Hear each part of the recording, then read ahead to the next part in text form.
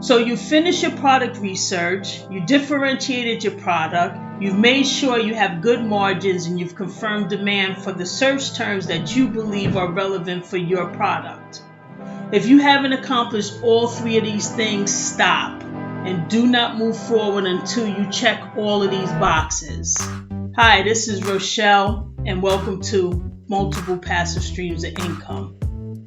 Let's talk about what's next on your Amazon journey. First, congratulate yourself for putting in the time and the effort to get to this point. You will be dealing with your supplier and eventually your shipper for this part of the journey. But before solidifying a supplier, make sure you can list your product in Seller Central first. Make sure Amazon will allow you to sell your product. There are so many unforeseen obstacles that can happen. You may have chosen a product you need to be ungated for. There are product categories that you need to jump through some extra hoops to be able to sell it. Products that are COVID related, like sanitizer and face masks, for instance, may have extra hoops to jump through. Selling toys near September may be restricted due to warehouse space. So as a beginning seller, you may not be able to send your inventory in until after Christmas.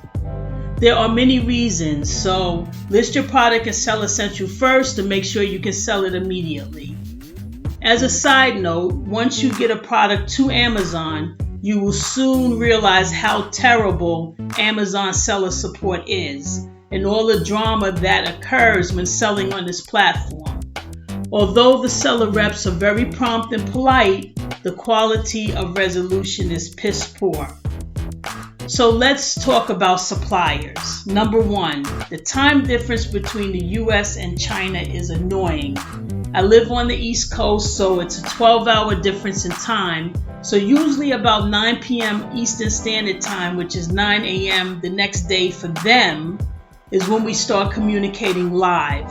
That means I have about 2 to 3 hours to get things done before I need to go to bed to go to work the next day.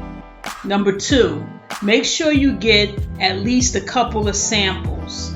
Samples will cost at least $35 or more each, and is due to the costly shipping fees by air. Don't cut costs.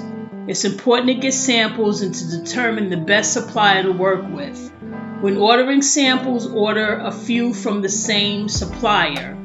It could be a few different colors, or if the product is one color, order at least a couple to make sure that they are identical. Number three, do not overorder. It may cost more per piece and reduce your margins, but it's best to order less than 100 to test the market first. Ordering 500 or more and then the product doesn't sell will waste more money than ordering less and paying more per unit. Number four, when dealing with your supplier, ask them what sells best. For example, if a product you sell comes in different colors, ask them what color sells best. They know from experience. Number five, when you are vetting your supplier, ask them if they deal with Amazon customers. It's easier to deal with a supplier that already knows Amazon. They will know how to package and box your inventory correctly. They may have a shipper they deal with already also. You'll be able to navigate better when a supplier has Amazon experience. Number six, if you're using an Alibaba supplier, you are going to be asked to pay 30% up front to start your order and the remaining 70% when the inventory is ready to ship. This is customary. Number seven, get an inspection done. Do not ship inventory without an inspection. Trying to save a couple $100 and then having 1,000 or more invested in a problematic product will be way more costly than paying for an inspection. Now let's talk about shipping. I've used a few, and so far my shipper, Carrie, has been the best. I will share her information in the description below. Please tell her you were referred by Rochelle to receive a discount. So that leads me to number 8. After you decide which supplier to go with, get the following information from your supplier. You will need to give this info to the shippers to get quotes. You will need the number of products that will be packed in each carton. You're going to need the weight of the carton, the dimensions of the carton, so that's the length, the width, and the height. You may need the HS code, so just ask for it. And that's a code that Custom uses for product identification, and some shippers will ask you for it. You also need the address, email, and telephone number of your supplier. And if they need a ship to address, just give them a West Coast Amazon warehouse address so you can receive quotes. You won't know what Amazon warehouse or warehouses you will be required to ship to until you create your Amazon shipping plan. But giving a California address will give you the most expensive shipping quotes, so you know the most you may have to pay. I'll add some California Amazon warehouse addresses in the description below so you can use them. And I'm also going to put Carrie's contact information in the description below as well.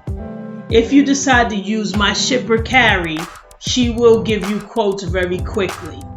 Let's move on to number 9. Don't assume a shipper automatically takes credit cards. I tried a shipper that wasn't Alibaba affiliated.